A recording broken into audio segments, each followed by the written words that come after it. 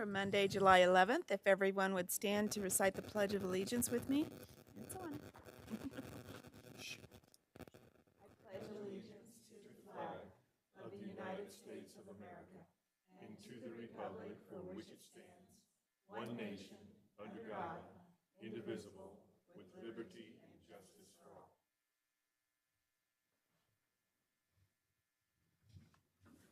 Okay, we have everyone present but Jared Gertson. And if I may add, we have a new principal in the house. Yes. Mrs. Panzer is with us already, so give a wave there. And our new principal at Central. Welcome. Very pleased with that. Yes, we're happy to have you. First order of business, this is our organizational meeting to start the new year. So we do need an election of officers. First up is president. So if anyone would like to nominate somebody for president. I would nominate Lisa Killian as president of USD 443 School. Second. Thank you. We have a motion by Jeff and a second by Tammy. All in favor? Aye. Aye. Before you have a chance. 6-0. I did speak with Tammy, and she is willing to serve as vice president if someone would like to make that motion. Okay. All right, a motion by Jamie and a second by Ryan. All in favor? Aye. 6-0. We need the adoption of agenda then. Make a motion to adopt the agenda. Motion by Tracy and a second by Ryan. All in favor? Aye. Aye, 6-0.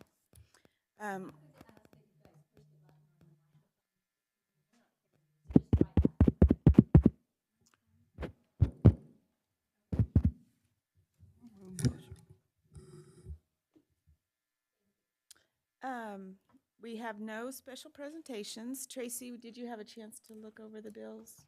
I did, and everything seemed in order. So I'd like to make a motion to approve the bills. Very good. Motion by Tracy and a second by Jeff. All in favor? Aye. 6-0. You're just booking right along. Shout. Stuco reports also, those will begin in September. We always look forward to those. Recognition of visitors. Persons may present ideas or concerns regarding USD 443 schools. No action will be taken by the board at this meeting.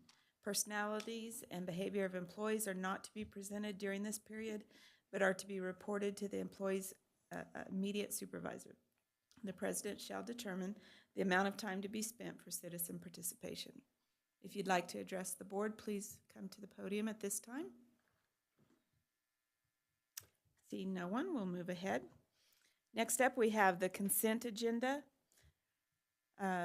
which includes the approval of personnel, including the supplemental personnel report, approval of the June 27th, 2022 board minutes, approval of site council annual reports for 2021-2022, approval of Board of Education electronic communications and internet access, approval of 2022-2023 Bright Beginnings and Bright Beginnings Sunnyside Early Childhood Center student and parent handbook revisions.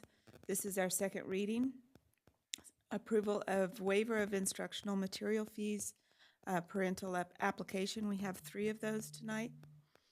Approval of school district credit cards.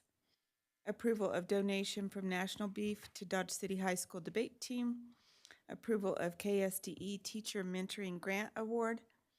Approval of insurance renewal, property casualty, liability, and work comp. Approval of beverage contract with Coca-Cola and vending contract with 5S Distributors. Approval of disposal of old music instruments.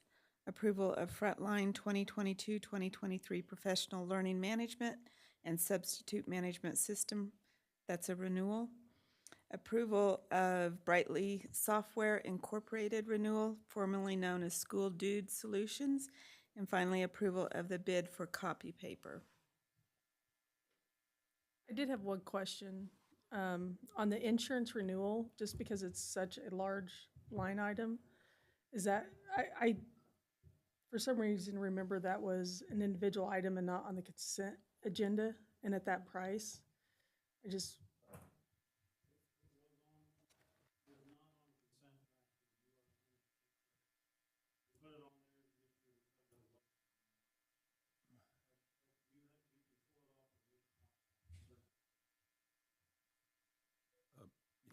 Yeah, it was just the fact that we were renewing it, and I remember talking about it in cabinet. I don't remember the difference in there was a change in rates. Yeah, yeah, so, Yeah, trust me, I'm very pleased with this. After 30 years of writing the school district's insurance, this is with inflation and everything, this is an incredible renewal. Very thankful for it, but your point's well taken. It wasn't on the consent agenda. and it is a large item, but it was just the simple fact that it was a renewal, we have to have it, and we are trying to get it filled out and signed for, expeditiously, I guess is the right word. So if you want to pull it and look at it, we'd be more than happy to do that. But I think we need to do that tonight, don't we? Because I think we need to.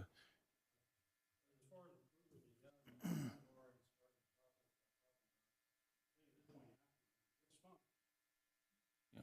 Oh, yeah. I mean, is that something that goes out for rebid on a cycle? We did not rebid it. Yeah, it doesn't have to be bid. And Let me tell you, anybody that would write our size of district right now is playing the market. EMC has been on this thing for almost 50 years and trying to shop this. There's always somebody that comes in cheaper, but in 2 or 3 years they're gone. actually, it's harder and harder to find Yeah, insurance companies that will carry large institutions like ours. I know, yeah. Yep. But, I mean, you have to layer property and all the stuff. It's a nightmare.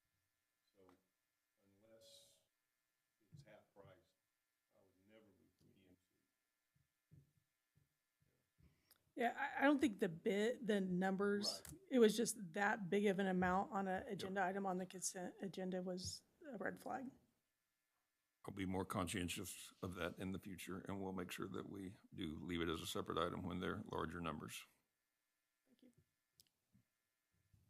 So are we okay with leaving it on the consent agenda for tonight? I am with that information. Yeah. I make a motion, we approve the consent agenda. A second. Motion by Jeff and a second by Tammy. All in favor? Aye. 6-0. Okay, we have then new business. I believe it starts with the approval of the dress code revisions for students at the high school. I would open up some of the conversation, and I do have a good backing here. Amy and Martha are both here to help me through in case I dig any holes. But I think the bottom line is building leadership team got together and a survey went to all staff members, and work was done to make some clarifications on the need to be very precise or more in tune with what needs to be dealt with. So I do believe there were some significant changes made in order to try to help culture at the high school related to dress and specific, you know, we're working against modern media, if you will, because fighting with T-shirts and, you know, sometimes it's hard to know what everything means, et cetera. So it's always a continual project to try to stay on top of everything that is brought out. So anything that needs to be pointed out that would be specific, ladies? I'd ask you to come up to the microphone. While they're coming up, I did notice that 80% of the staff voted in favor of it, so that's pretty strong. Yes. We started the process with our school building leadership team. It was brought up at that meeting, or one of our meetings, and the group decided that we would put a work group together and start there. So March 11th, we sent out an email to all staff inviting them to, inviting them to participate in the work group. We had about 15 staff members kind of show interest. We ended up with a consistent group of about 10. It's a very emotionally charged topic when you have the age range of our staff. So it was, to just put it lightly, it was really, we discussed it. I mean, we hashed it out. So any questions or concerns you have, I can probably guarantee you we talked about them. But we started April 4th with our first meeting. We just determined what our purpose as a group was, and it was to set clear expectations for students, staffs, parents, and administrators on what the dress code is and what we can do to help students with that. Then we had our next meeting was what was the purpose of a dress code? Not just what's our work, but what's the purpose of a dress code, and safety was really our number one thing. Then the third meeting, we started reviewing dress codes. The members brought dress codes that they had researched and found online that they liked. And we kind of hashed out what we liked about each of them, what we didn't like. And then we started our rough draft on the May 11th meeting. Then we sent out for feedback a couple of different times, May 11th, May 17th, May 18th. So we gave a lot of opportunities for the staff to give us feedback, and we presented it 2 times, and then the third time is when the staff voted. And we have about 120 certified staff teachers, and we had 112 actually vote. We encouraged the teachers that weren't returning to not vote. Doesn't really apply to them. And we didn't want them to sway the vote at all. And I was surprised we had 112, because that's pretty phenomenal at our level. To get response on a survey is pretty good. And 80% of the staff voted in favor of the new dress code. Is it drastically different than the old code? It's really not that different. It clarifies more things of inappropriate shirts or like wording on shirts. Not as strict on midriff tops. And I know that was a huge bone of contention with several people. Girls are already wearing their midriff shirts, and we're not able to stay on top of that. So we felt like as a committee that was something that we needed to stop chasing. But it really isn't that different. It's definitely not more restrictive, because that was a concern. How do we communicate to the students if it's way more restrictive? It's not. So it's getting it out to kids so they're ready for school isn't really an urgent issue. One of my concerns would be, we have children from Muslim, home, and how does this affect young women wearing burqas or other? As long as they have, a religious reason for wearing that or a cultural reason, absolutely, that's completely acceptable. We accept that now, so. The only reason I question it because it says. And we did send this to Clayton, and Clayton looked over it. He made a suggestion, and so we went in and applied that suggestion. It was just some wording that we needed to fix, and so we applied that. And so from that perspective, I think we're good. I appreciate all the work and thought that you guys have put into this. It seems like it's 2022, anything like that is. I'm telling you, it was fun. We'll see. I have a quick question. Sure. And if this is a question for a later date, please. But seeing this in here, it reminded me of a presentation I sat in on 3-4 weeks ago, give or take, and Jared's not here this evening, but it was put on by the police department. It was a program I was going through, and they had talked about an uptick in gang activity throughout the community. So I see that we have that listed as it relates to colors, bandanas, gang-affiliated numbers. Are we seeing any kind of uptick within the high school or the middle school as it relates to those things? Because it's something I haven't given a lot of thought to for a long, long time. But at one time, those of us that were here and associated with the school district, we know how big of a problem that was at one time. So are we seeing, We had one incident at the high school, I think it was around March. This is, once spring started coming, didn't originate in our building, but it came to us on a Monday after a weekend event. But we're in constant communication with the police department. We meet, whenever there's something specific. It's not a surprising thing that we all meet together to try to know all the facts about what's going on and figure out what our next steps would be. And one thing, that was a question that was brought up by staff members is, will we know what the gang colors are and signs and numbers and symbols and all of that? And we will, our school resource officers will kind of keep us abreast of that at the beginning of every school year and then as it changes, because it does evolve. So we didn't want to put in a document what it is and then it change, we have to change the document. So with working with our school resource officers, we're going to make sure we're on top of that. thank you. Real quick, who enforces this? Like, are the teachers, like what, or I guess what's the punishment if they do come in this, or what, how do you handle that? So we have a guideline, a guiding approach to our dress code that was part of it as well. And it just kind of outlines how teachers can approach a student. We don't really want them yelling across the hallway at them, or, just to kind of keep it private, keep it one-on-one. If they're uncomfortable with it, they can call an administrator.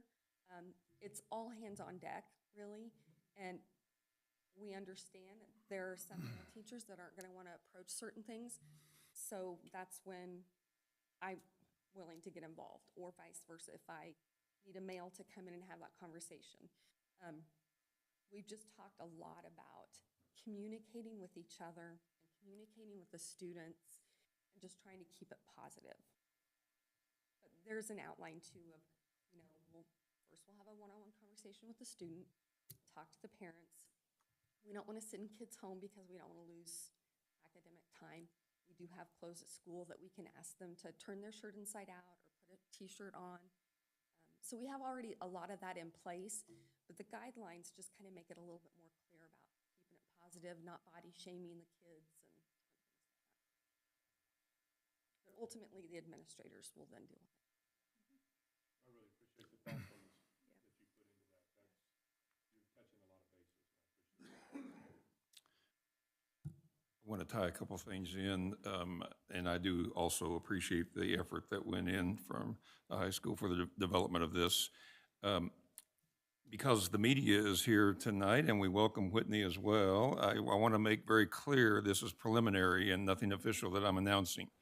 But Ryan's point is on point, and we have to always be cognizant and aware of what is going on in our surroundings, and the dress code is very much a part of that. I'm very excited to share, without it being official yet, that I've had communication with the police chief this weekend about the potential of adding a SRO officer at the high school, which is so needed. Yeah. Because we need to have more than one officer in the fifth largest high school in the state of Kansas to help support the needs of our school, and just to let the kids know that we care about them and we're watching them, and that we're there for them. And I just see a connection with that, Ryan, and you're right. We do not want to go back the way it was, because that we want to stay on top of it. So this would be a great addition to a dress code policy to add an SRO officer, and that just sprung up this weekend, and I'm really excited. They have a lot of interest in it too, and talked to the business department today and the safety and security guy, and we got thumbs up all over the place. We just got to see it happen, so. Yeah. Thank you, ladies. Do you need a motion on this item? I'll make a motion to approve. Motion by Tracy and a second by Jamie. All in favor? Aye. Okay, next up is the second step counselor curriculum.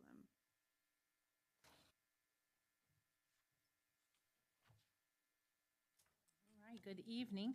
I'm bringing back the request for approval for the second step curriculum, and I've brought a couple counselors with me this evening.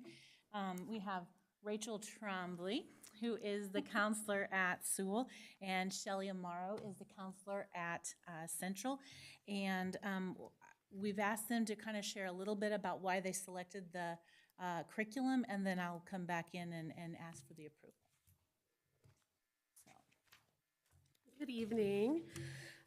We really found this year that we are lacking in having guidance and accountability in the counseling program.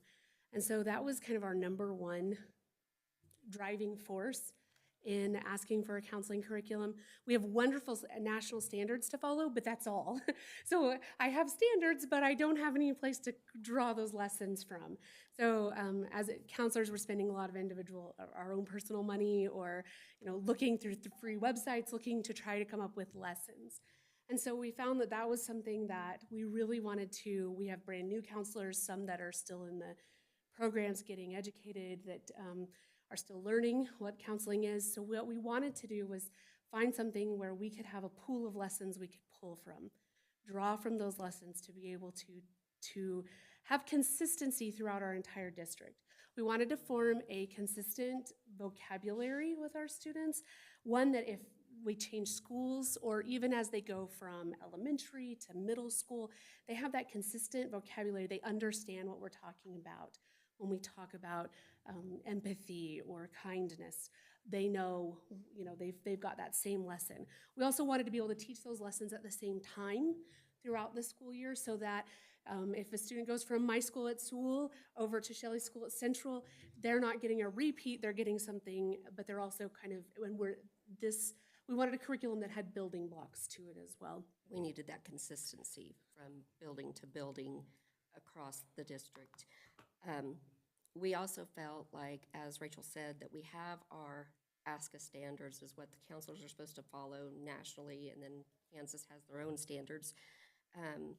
We were lacking in that. We found that this promoted that continuity, and we found out that it holds us more accountable for assessing what we're doing, whether it's whole group in the classroom, small groups, individuals with our students.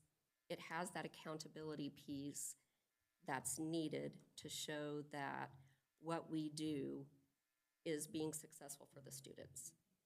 So, I think we went and we looked at the weeks versus the units that Second Step had within it, and it would get us pretty much through the whole year, but there was several weeks that we would be able to play with it and say, okay, this week we can do our red ribbon things for the bullying awareness, or let's pull ideas from what we know about what Zello, where they're bringing in Zello, and we can look at doing employment with our upper grades and looking at things like that. So we still have a little bit of flexibility to do what our buildings need, but we have the main focus with the Second Step curriculum and the accountability.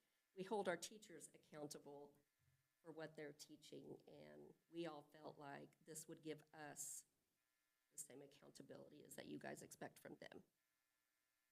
We also chose this because it has built-in the lessons, and there are built-in home supports and parental supports for those parents that are in need of that, and they are all already translated in English and Spanish. The lessons are already all in English and Spanish, so regardless of what level our students are at in their language development, we're hoping to meet most of those students and be able to approach them with these lessons.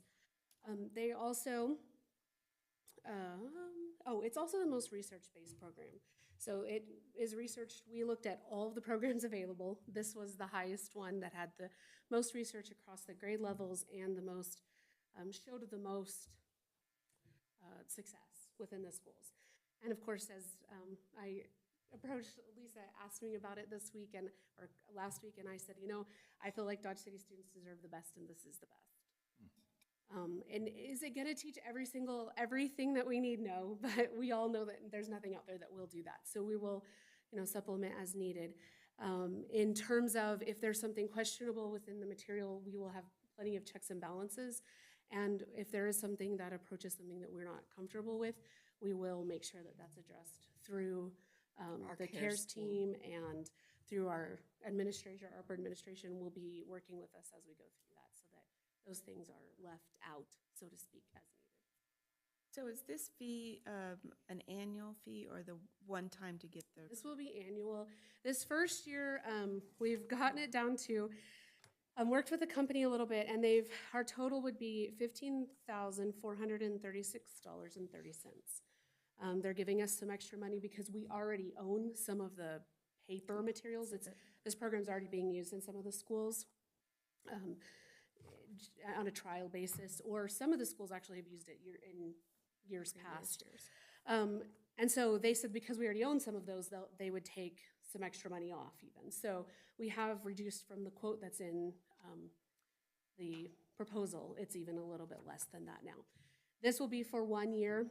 We do have a 50% discount as well because it is a counselor-led implementation. Second Steps is written so that it can be teacher-led as well. And it has a lot of supplemental materials so that teachers can get involved. So if we ever move to that point, obviously that price would change a little bit. But this would be for us to get it started for the first year. And that would be all K-8 buildings. Quick question. Yes, sir. This is just my curiosity. How long have each of you been a counselor? 2 years. 3 years? Third year. Third year. How has it changed in the 3 years? How has our? Just being a counseling counselor? Programs? Yes. No, not the programs, what you see every day. Student needs, social emotional learning. Right. COVID, that really seemed to hit us hard. What I noticed, I actually at that time was in the process of moving from one school to another school. So I had to learn all of the new dynamics of Central that I was not familiar with. What I found was that the time that the students were at home, there was, I don't know how, I don't want to say lack of support from home, but I feel that the students probably, even though we were touching base with our frequent flyers, you know, I still called the students that we had problems with in the beginning of the year before we went to home teaching. But I just noticed that on the large part, they weren't getting that support, and even some of the things that we assume that are being taught at home are not being taught at home. And that year when we came back, I just felt like we did a lot of trying to get their social etiquette back into place so they could play school again. After isolation, it was tough. Yeah. I feel like that whole year was just getting them back into playing school, following the rules at school, and what is allowed and what is not allowed at school. And just even interacting with one another. Right. That was something, you know, I mean, I think we all felt it a little bit. Even as adults, we can say, man, I was really isolated. And when I came back, it was really hard to, okay, I'm going to talk to people again. And what's the new etiquette? And, you know, those kinds of things. So there was quite a bit of that to overcome. They lost their friendships. I mean, Yeah, just kind of rebuild. yeah, they had to rebuild everything. That was just interesting. Thank you. So I visited with Tammy. And so not being a content or curriculum expert, but I did work in higher education for many, many years, held several positions. And so I went through the curriculum, perused their website. I met with Tammy. I let her know that I do see the value in what's being presented, so that's not lost upon me. That was granted. I did see some value within the curriculum. But there were a couple of things that troubled me, for lack of a better way of saying it. And first and foremost is what I found on their website, which only took me about one click to get there. And it's in bold: anti-racism and anti-bias resources, a focus on transformative social emotional learning. We're committed to addressing racial injustice and helping you drive real change in your school communities.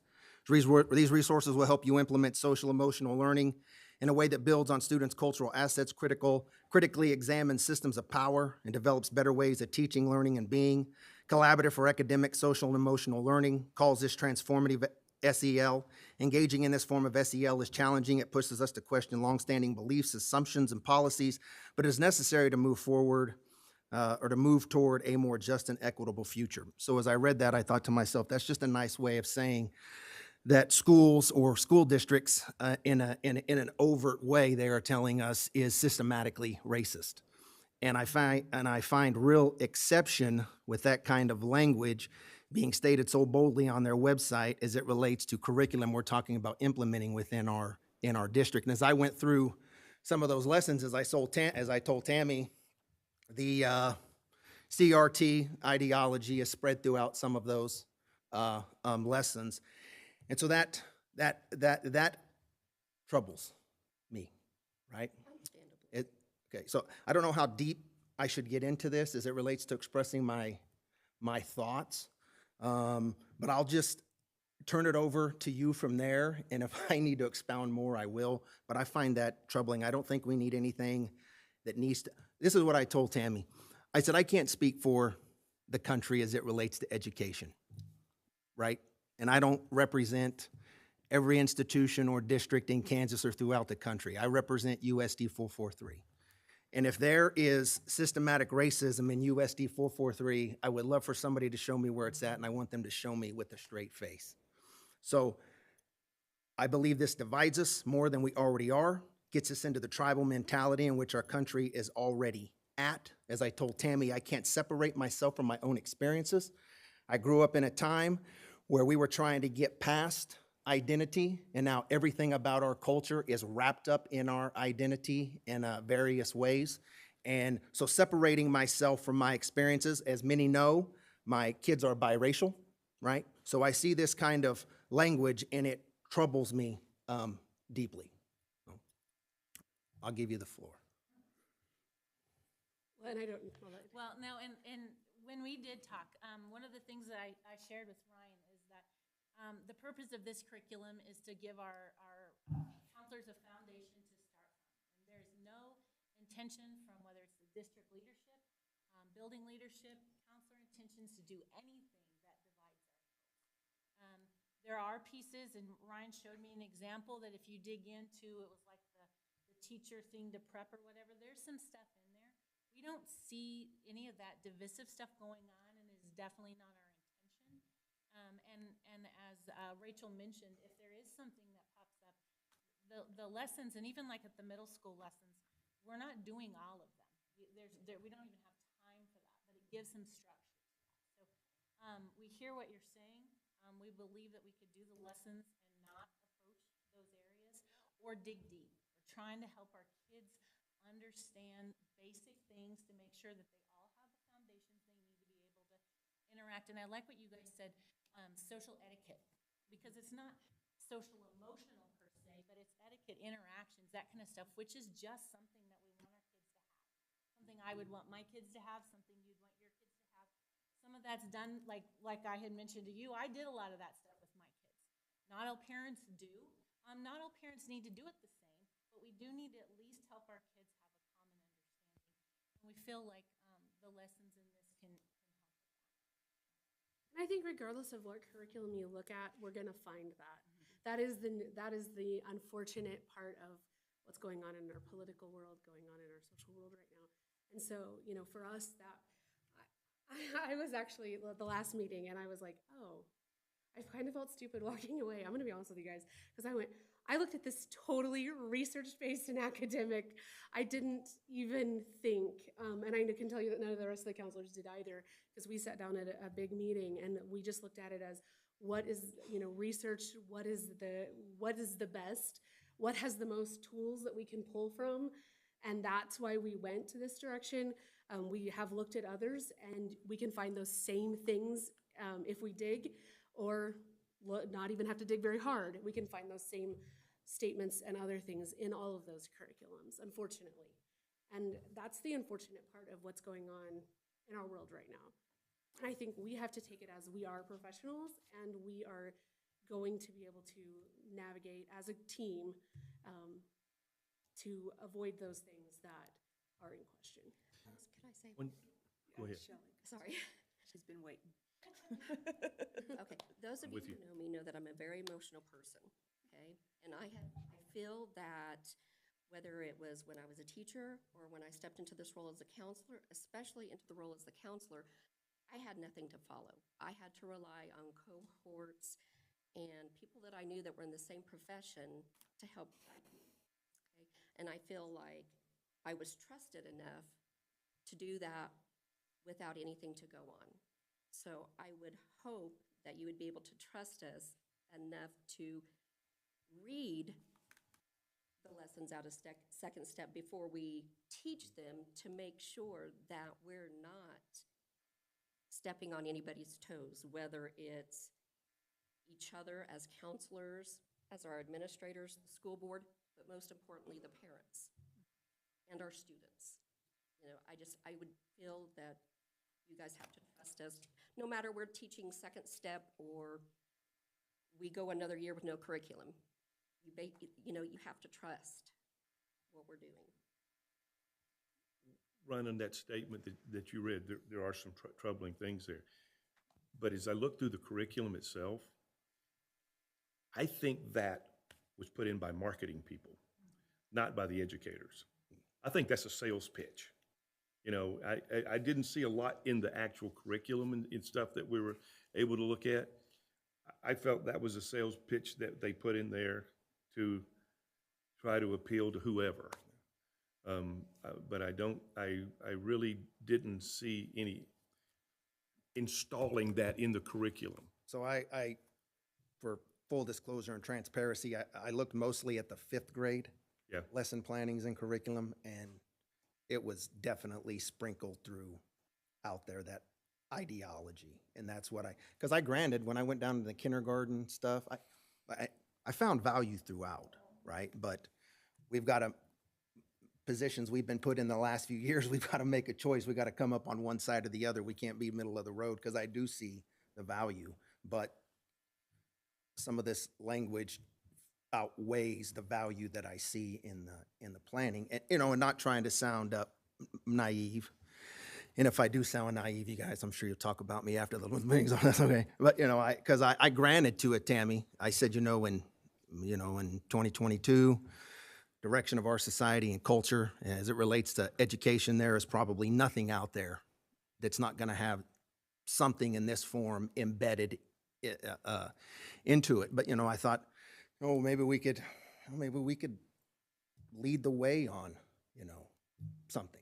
Maybe we could come together as a school district and create something, because that's, and Kansas is big on that, local control, adopting curriculum that works for us, whether that's adoption or creation. So, just speaking out loud some of my thoughts, maybe we'd want to lead the way on something like this, based on what you guys are saying. You've been using some of your own materials anyway. Maybe we pull some of that and create something. Shelley made a good point that, 3 months ago, we didn't know what counselors were, and what Rachel was That's fair. teaching in one, or, Yeah, that's putting out to students in one school. Shelley was doing something different in another school. So I think this goes along with our alignment of all the curriculum, that we know what the counselors are giving our students. It's aligned. And as far as coming up with our own curriculum, I think it's a great idea, but who's going to do it? How are we going to pay for it? And who has the time to do it? I mean, That's a full-time job on its own. Sorry. Right, no, fair enough. It really is. No, go ahead. No, I just think, I'm a lot with Ryan on it. It was sprinkled to me, especially in the 5th and the 7th grades. I saw a lot of it in the new, whatever you want to call norm. I guess to me, as my kids being in the school district, I am very uncomfortable with anybody talking about race as far as a counselor setting or anything like that. And my kids come from biracial family. So to me, if I'm uncomfortable with that, I feel like if you probably surveyed parents, the majority of parents are not going to be comfortable with you guys, discussing that sort of the anti-racism and all that. I just don't feel like that's a place for our classrooms.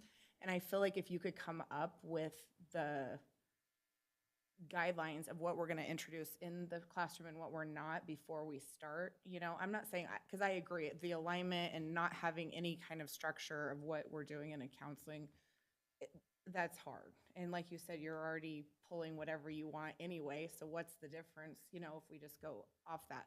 But I do feel like there should be some general guidelines of what is appropriate to be put in front of a kid and what's not. Because there was some on the videos, I'm telling you, I would be very disturbed if my kid came home and told me, this is what we watched in class today. So, I mean, anytime that a counselor is dealing with students, small group, individual, we get parent permission to discuss topics. If we meet with them 6 to 8 weeks, we can't do that without parent permission. I mean, so what we go into and teach into the classroom is what we're just wanting continuity with. And they formed the CARES team for a reason, and that's to help guide, whether it's questions from the board, the teachers, the parents, or us going to the CARES team and saying, hey, what do we think about this? What can we use from this particular lesson that is good?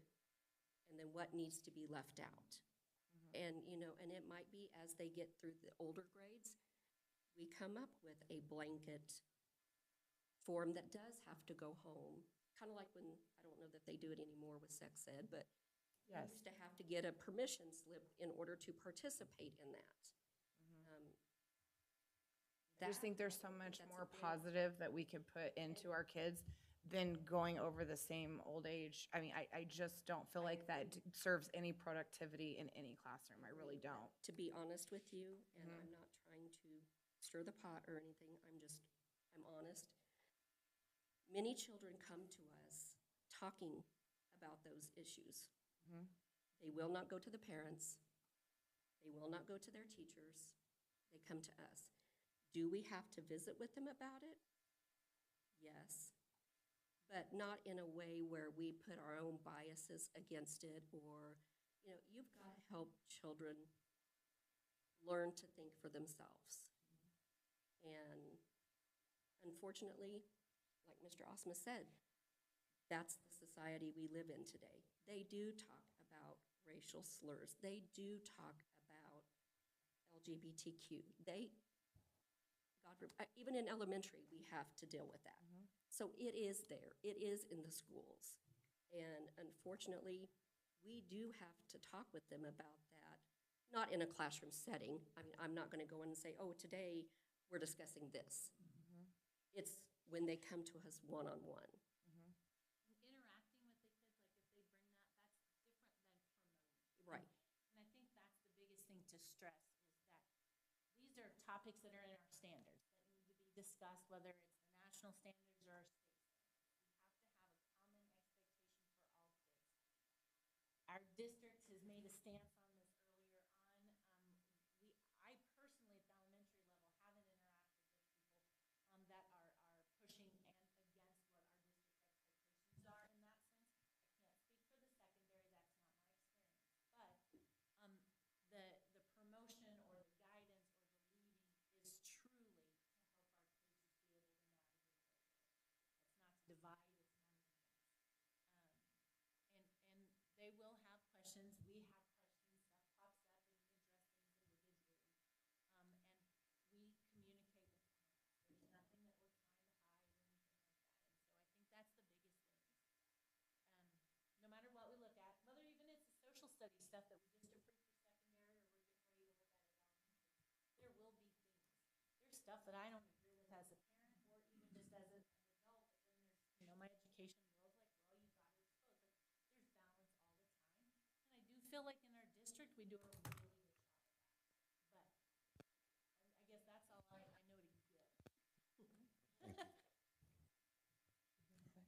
I mean, and I guess you kind of have to look at it at this point. Right now, there is no accountability. Anything can, and I'm not saying we are by any means, because we are not, but anything right now could be taught to your children. Anything. I can fit anything into a standard. I can make it work. I can navigate that how, just like Ryan said, I can make those comments and make it work.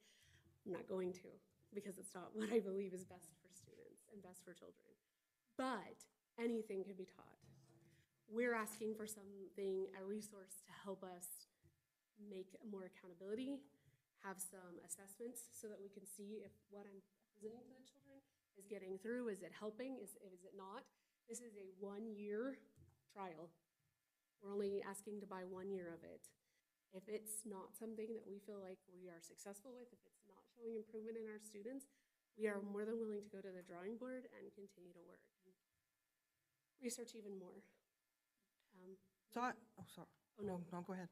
We narrowed, just so you guys know, there's probably about 100 of these out there, and narrowed it down to the 2 that are on the Lions Quest and this one. Lions Quest just had a lot of, we don't know what it's gonna cost kind of thing. A lot of extra materials were required, a lot of extra things, had some great lessons. But this one was everything's included. So we knew what we were getting into with this one.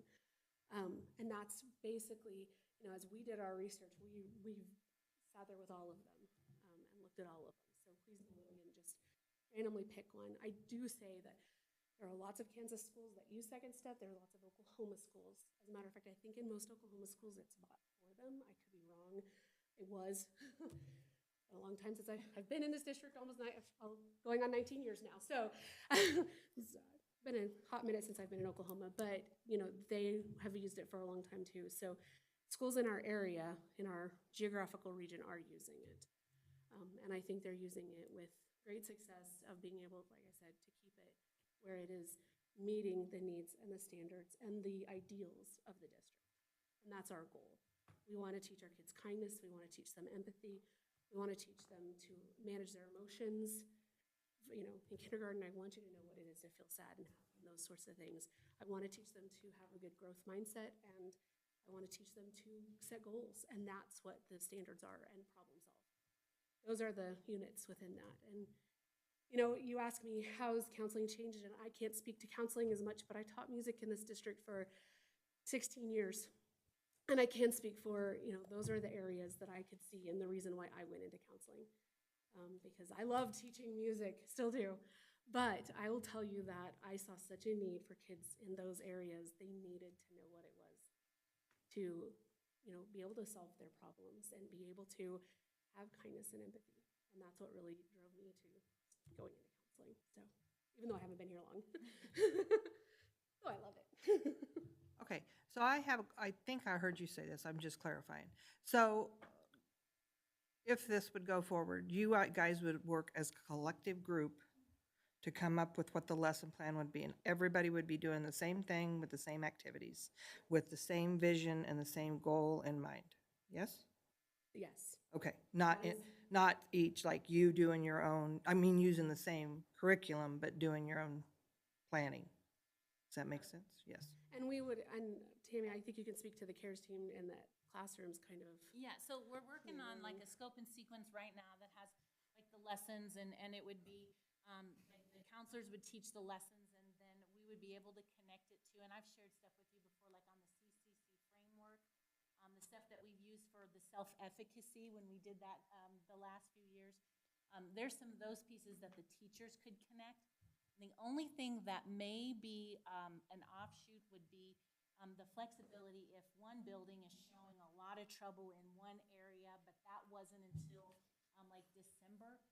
The teachers and the CARES team, the counselor could get together and say, hey, we're really struggling with this at 3rd grade. Can we bring this now because we need to hit this? Like there's that possibility to be responsive to the kids, but it's not like, toss salad, do what you want. This is the scope and sequence.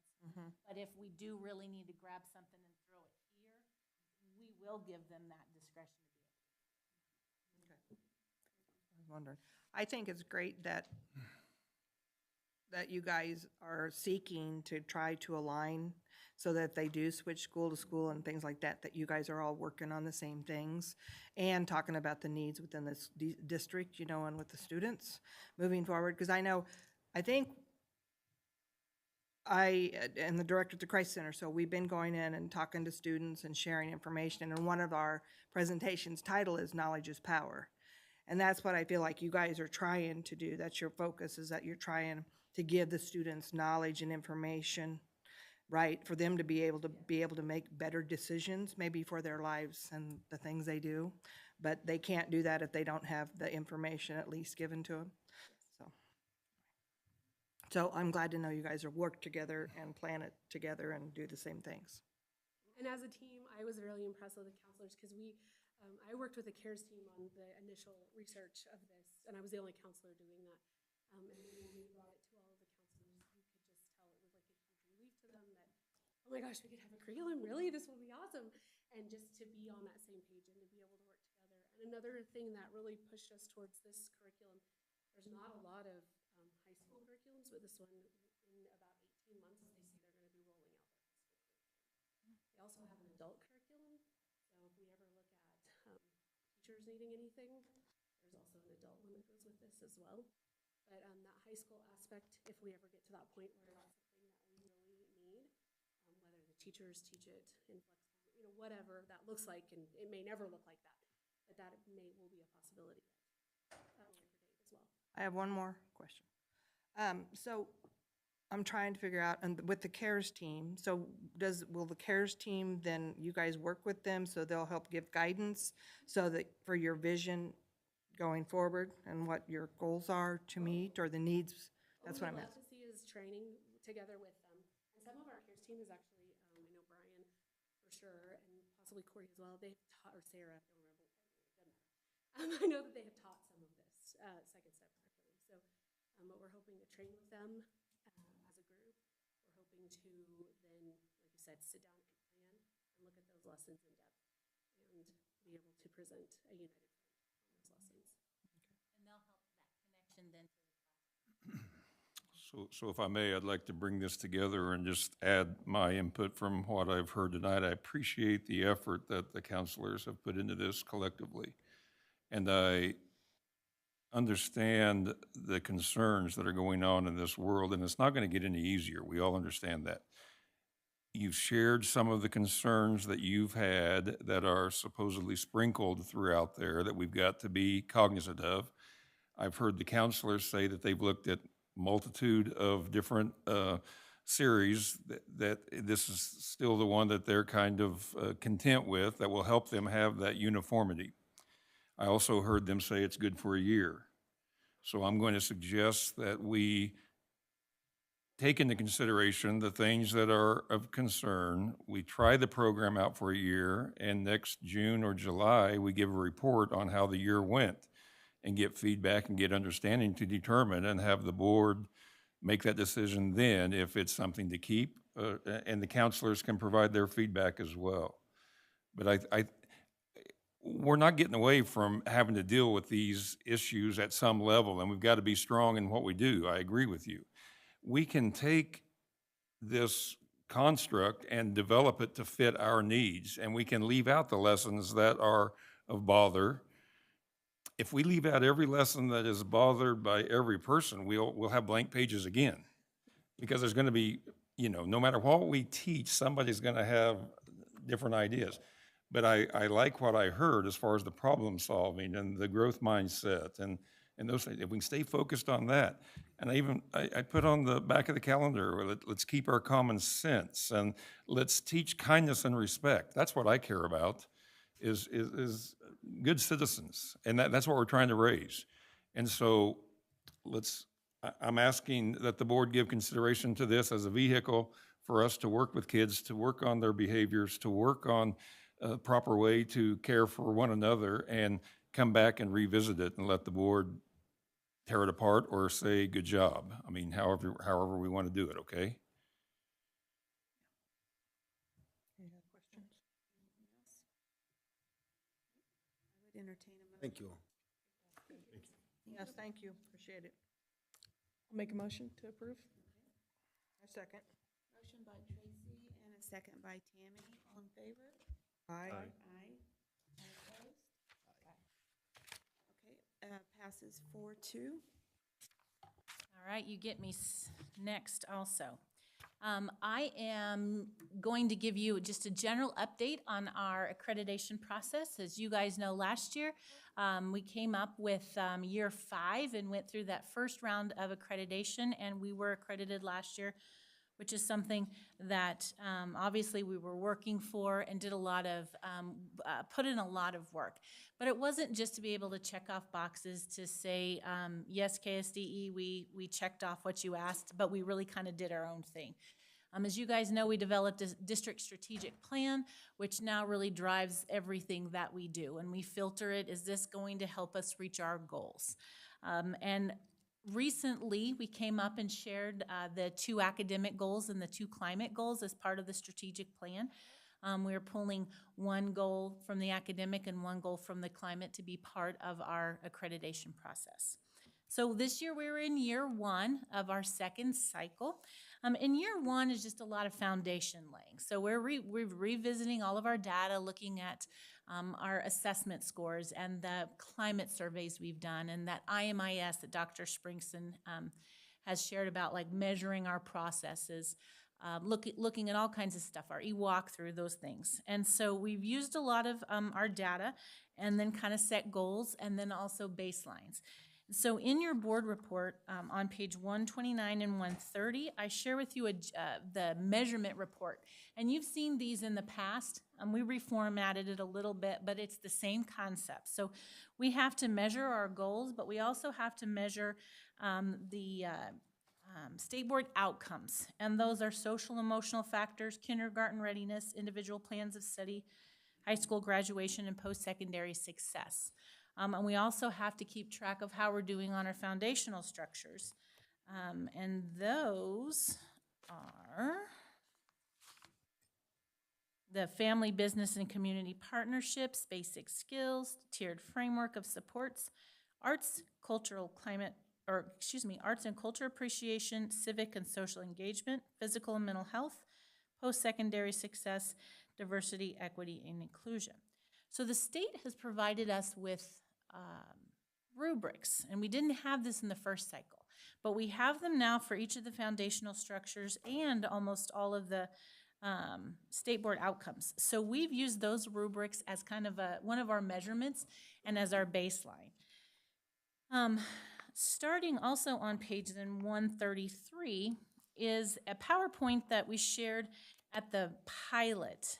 We were part of the KISA pilot. There were 2 other districts in Southwest Kansas, and I believe 9 to 12 districts in the state were part of the pilot. And the pilot was just trying to look at how can we help make the accreditation process better?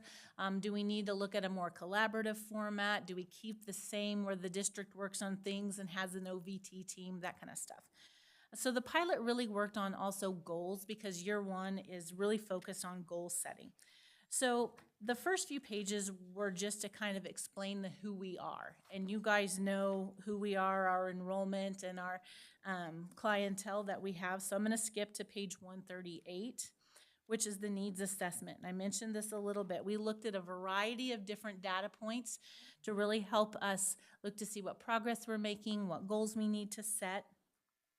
Then looking on page 139 with data collection and feedback, we got a lot of feedback from PLCs, the building leadership teams, the district leadership teams, asking around in the district at different elements up to cabinet level and so on, and kind of worked on what our goals should be and what we want to work on. We have seen areas of improvement. As you guys know, the CAP scores are our goal to be able to increase the number of students that are reaching that 3 and 4 level, but we also know that we have to make sure our structures are in place and that we get that foundation laid so that we can start to see the growth. We have seen some pockets. We haven't seen a big shift in the CAP scores.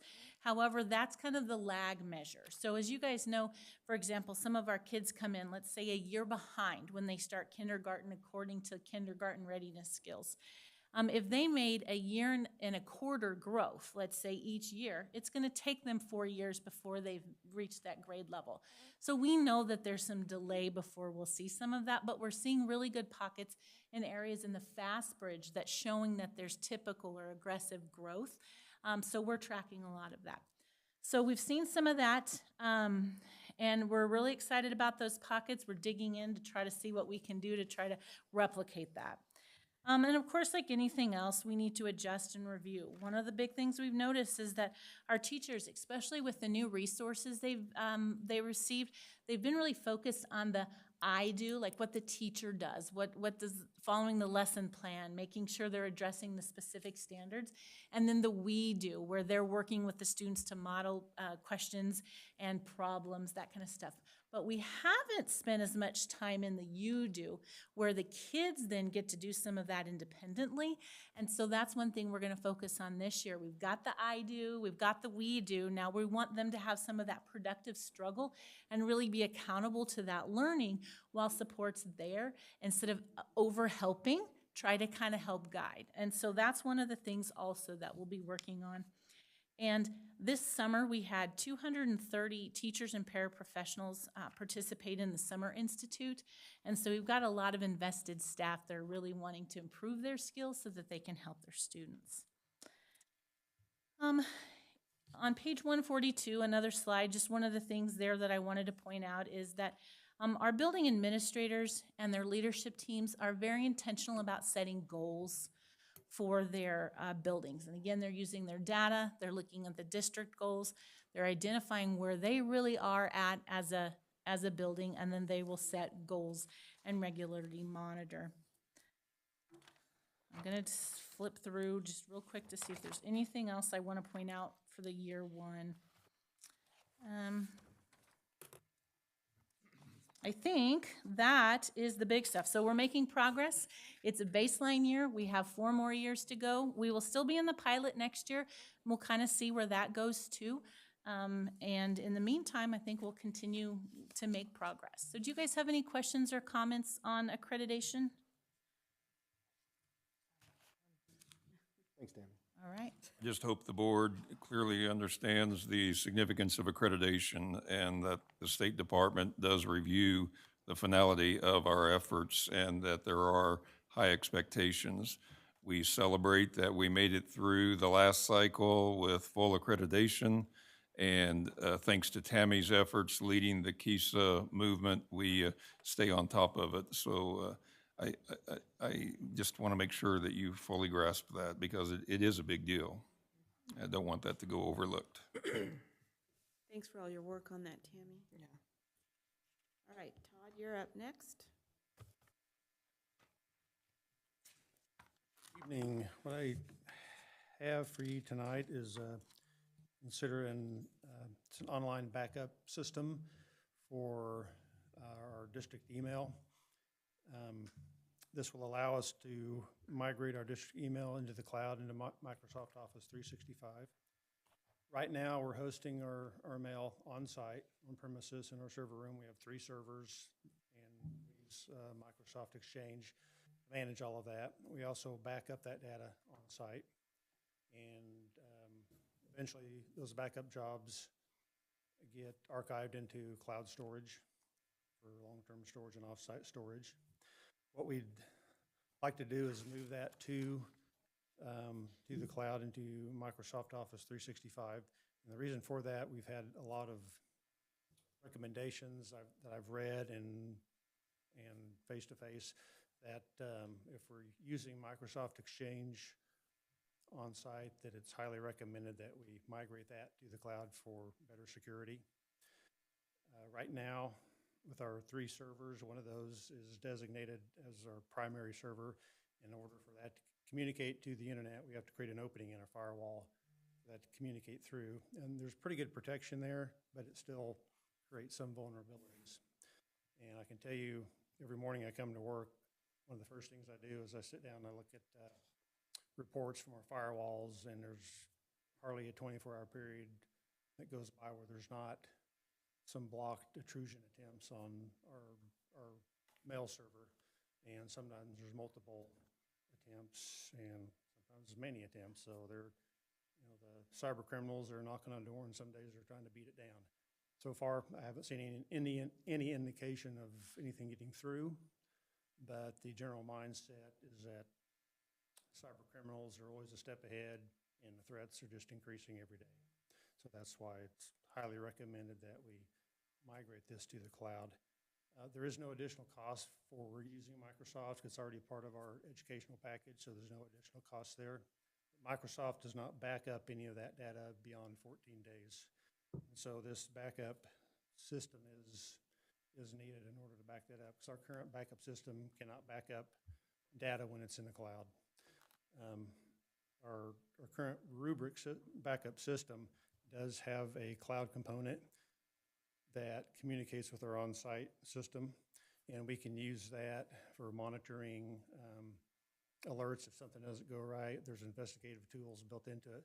So we already have that piece, and this additional Office 365 backup module is an add-on to that. So it's an add-on to what we already have. And the cost for that is just it's a little over $20,000 for 12 months. And again, that would be an add-on to what we already have. So If this is of any help, when Todd explained that to me, I just nodded my head and said, take it to the board. Yeah, anything we could do to increase our cybersecurity is money well spent. That's heavy stuff, and that security is a big issue, and that's why we need to expand that to give that extra protection. It is over the price amount, so we wanted to bring it forward. I make a motion for approval. Second. Motion by Tammy and a second by Ryan. All in favor? Aye. Thank you, Todd. Thanks, Todd. All right, Carrie's up next.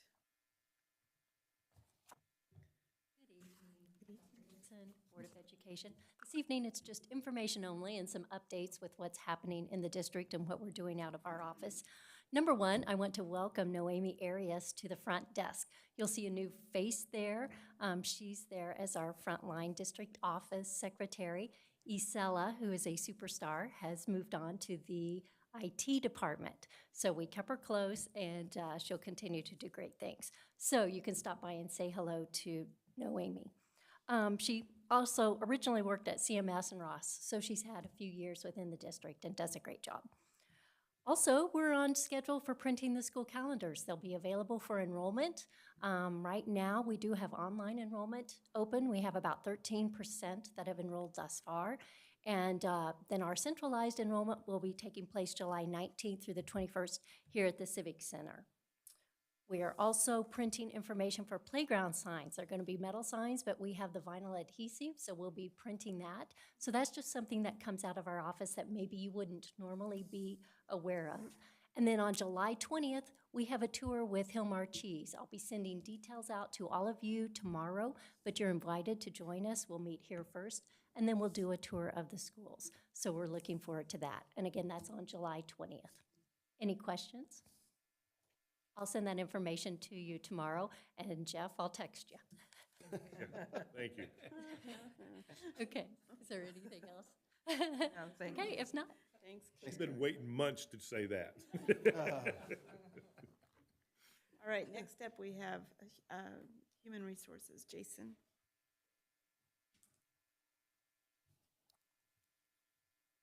Good evening, everyone. Real quick, since Carrie was just giving some updates, this isn't on the agenda, so to speak, but Karen, could you pull that landing page up real quick? I just wanted to say thank you real quick. Our new recruiting and hiring platform through Frontline went live on July 1st. And I've received a lot of positive feedback from the process already from individuals that have already gone through the process. I was already able to send mass emails with a couple of clicks and typing it to people who have applied for the position in my office. So very user-friendly and very much needed in our district, and that is what it looks like currently when somebody goes to our employment page to apply. So just wanted to give you a shout out and thank you for allowing us to move that direction. That's good. And then the one topic that I do have on the agenda this evening is just a procedural process adjustment. I'm seeking approval to basically be allowed to treat a 0.50 FTE certified teacher as roughly a 0.54 to 0.56 FTE certified teacher. Because of the length of our contract year being 183 days, if we split a 0.5. Those teachers are ineligible for capers by just a few hours every year. I had a couple of them that are currently in these positions come to me about a month ago, and we sat down and I said, basically, ladies, show me what this looks like, and I have to give it to them. They didn't come with a problem, they came with a solution. They provided me with data from the past where this had been done. One of them showed it to me on pay stubs. As I put in the consideration sheet, I'm not sure how and when we adjusted away from it, but I'm requesting that we go back to be able to do that with both the capers portion of the hours and also with the benefits, basically prorating the benefits in half, and we would still pay half of the district responsibility for those medical benefits for those people in those positions. I really truly feel like moving forward, we have to be as creative as we can to keep people and to have highly qualified individuals in our classrooms. So this would just give us one more way to do that when needed. Any questions? How many people, or how many positions does this affect? Right now, 2 that I'm aware of, because this would be pre-retirement. This type of situation. Now, working after retirement, that situation would be a little bit different because of the penalties and things that go into those individuals. We have those conversations prior to them actually signing a contract. And it could come to some of those too. I mean, we might have 2 retired teachers that want to split a position, and we end up with one highly qualified individual in that classroom all year long for our students. Hopefully Capers buys into the fact we need highly educated people in the classroom and not people that are 18 being subs. Had an hour-long conversation with Capers in my office today, and I have some things that I will be progressing with some of those conversations. Now, obviously, I'm one person, but as you all well know, I'm not afraid to go to work. So I thank you for asking that question. I engaged in a argument this past week about substitutes. Are we no longer, and maybe not just us, maybe this is a statewide thing, I'm not for sure, do we no longer require the 60 college credit hours to sub? You want the long answer? Whatever you feel like giving. All right, so the TEAL license that was approved for last spring went away June 30th, just like they said it would. In that process, KSDE actually approached the State Board of Education in June about having a modified route for somebody to get an emergency sub license, like a true emergency sub license, the one that you're talking about that requires the 60 hours of college credit. In that process, through discussion, the state board actually said, yes, we'll do that, but we're only doing it for 1 semester next fall. And they have to complete these 4 modules that have been created by Greenbush Academy, and they have to show proof. And then they still have to have a job that they've locked in with a district. So there's multiple steps to this, and it's created a lot of confusion with people. We've had multiple people call our office saying, hey, I heard my license was extended until next December. No, your license is expired as of June 30th, and if you want to go this other route, the other thing they did is originally they didn't have to pay the $60 licensure fee to get that TEAL license. Now, if they want to get this one that's going to be good until December 30th, they have to pay that license fee. So there you go. I'm not just a pretty face. No, you're not. We know that. He kind of set himself up for that. All right, so any further questions on the 0.5 FTE situation? Make a motion to approve. I'll second. Motion by Tracy and a second by Jamie. All in favor? Aye. All right, thank you. Jason. All right, business services. We've got Hammer coming up here.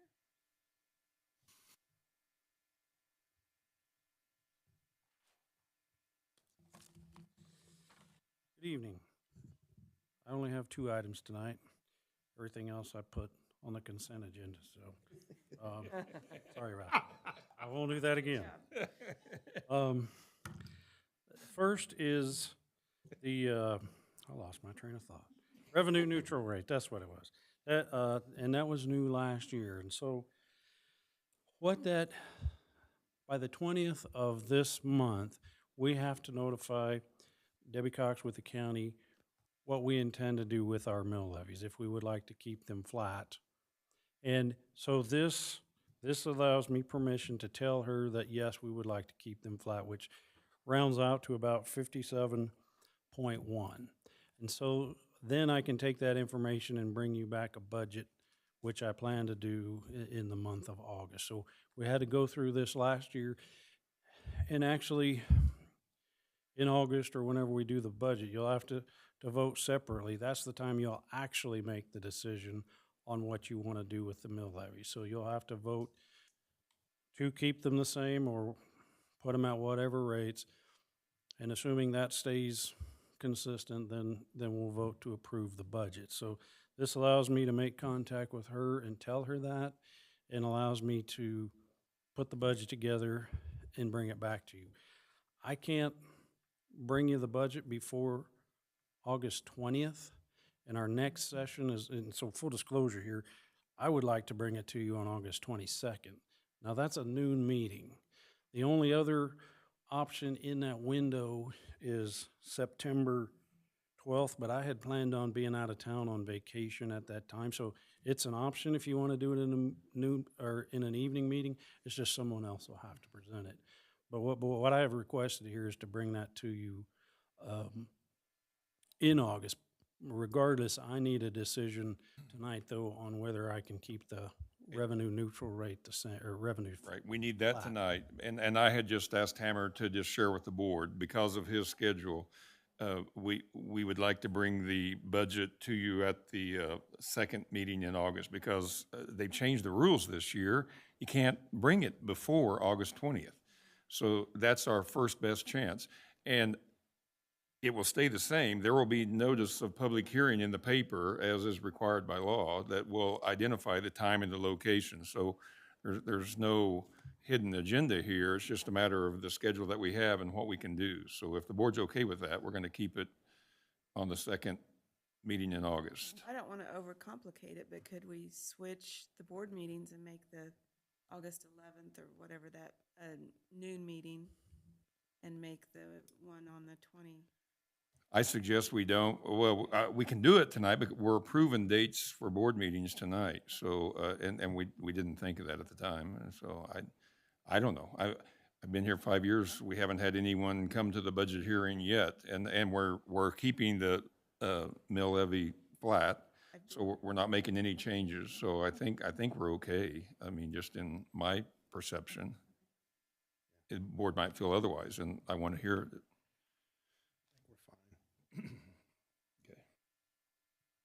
So I make a motion for approval. Motion by Tammy and a second by Jamie. All in favor? Aye. 6-0. Thank you.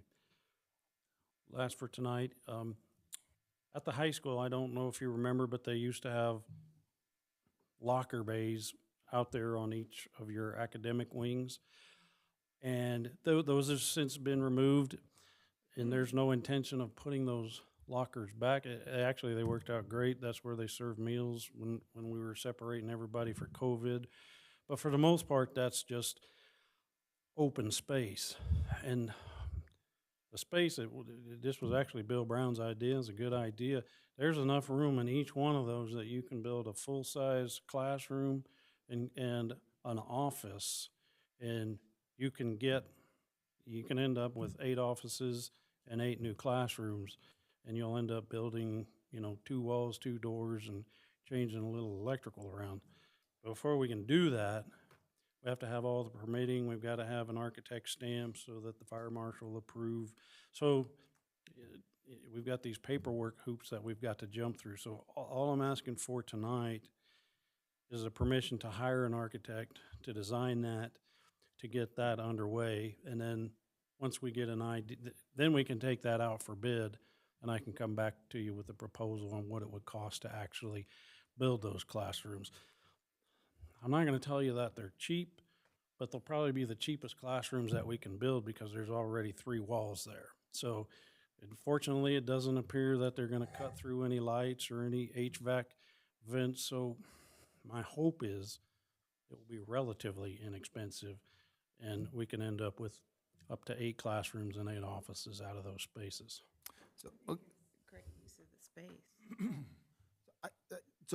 I'm going to support this just up front. So I'll vote for approval, but something did catch my attention. It's in the background information in an effort to address capacity issues at Dodge City High School.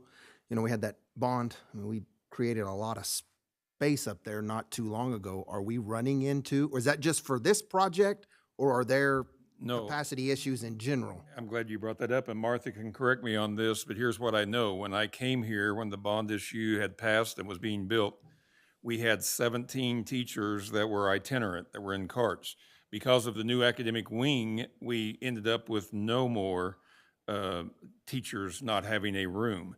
I think at the time, we only had like 3 empty rooms, but now we've added JROTC, which took up 2 rooms, which was a program that didn't exist. We've added, I can't hear you.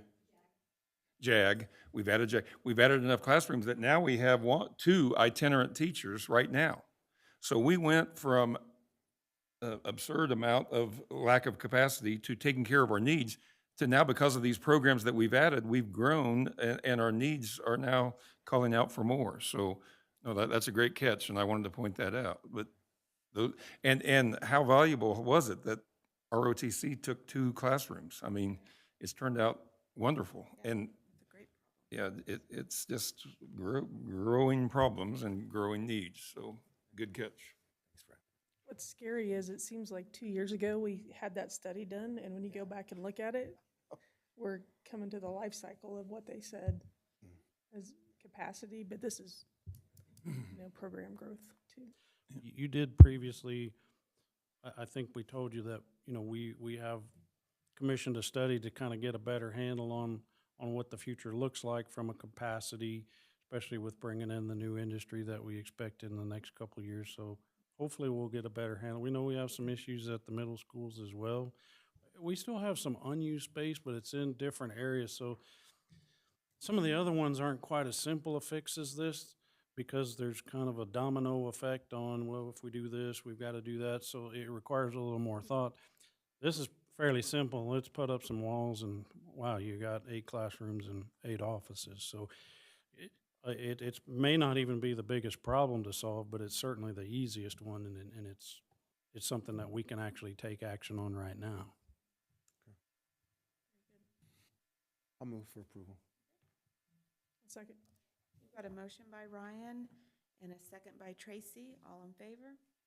Aye. Thank you. Thanks, Hammer. Dr. Dirksen? Yes, thank you.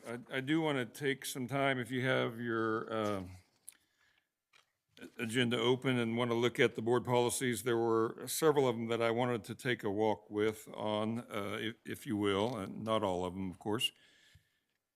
But it is very interesting, and there's a lot of what is being asked to be approved tonight came about as a result of the legislative session.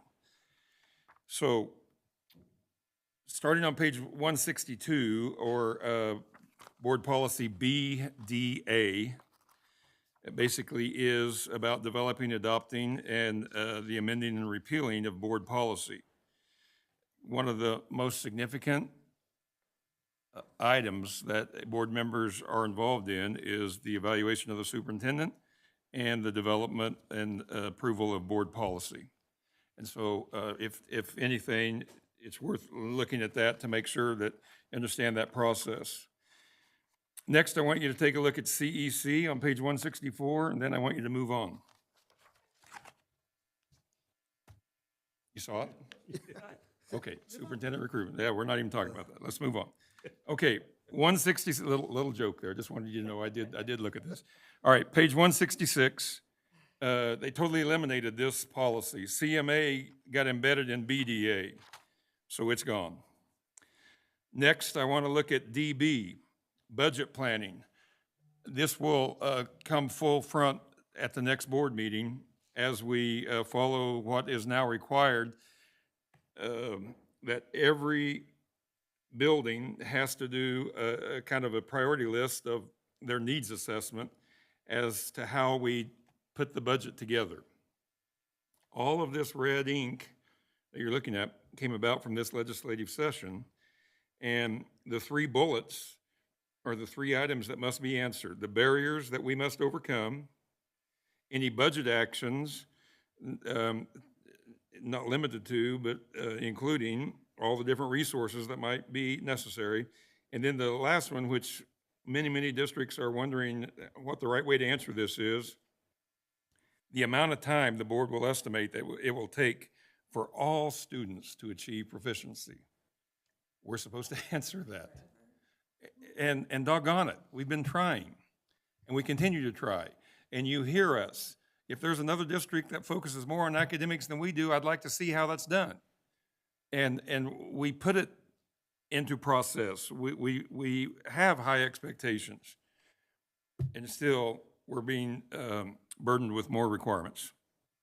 And then I want to go to DC, that adds to it too. That's the annual operating budget, which Hammer already alluded to. And there's nothing wrong with making sure that we have the focus on the budget. So I'm not trying to be critical. I'm just trying to share this information. So that was on school budgets. And then, unfortunately, and thanks to Ryan's question, we kind of preluded this last month.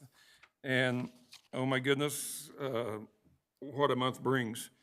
But on page 180, Board Policy FC, the memorials, the funerals, and the naming of district facilities, that's very important. And we talked about that. And then we've came to the need.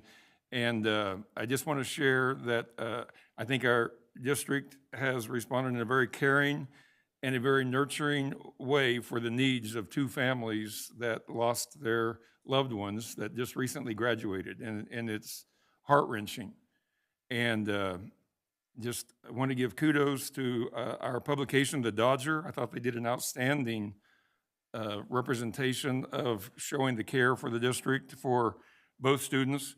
And I'd also like to give a shout out to Coach Lowe for the work that he's done with an entire wrestling team and as they work through the tragedy. And so had no idea when we talked about it last month that it would be so important this month. And I do want to segue a second, and I want everybody to know the funeral for Damien will be held at the Civic Center at 2 o'clock on Friday. Consequently, I am giving permission for all staff to be released at the district office at noon because of parking necessities, because my understanding is there's going to be teams and patrons from a large radius, maybe even including the state. And it worked best, and I'm very appreciative. The family was appreciative as well that we could use the facility of the Civic Center.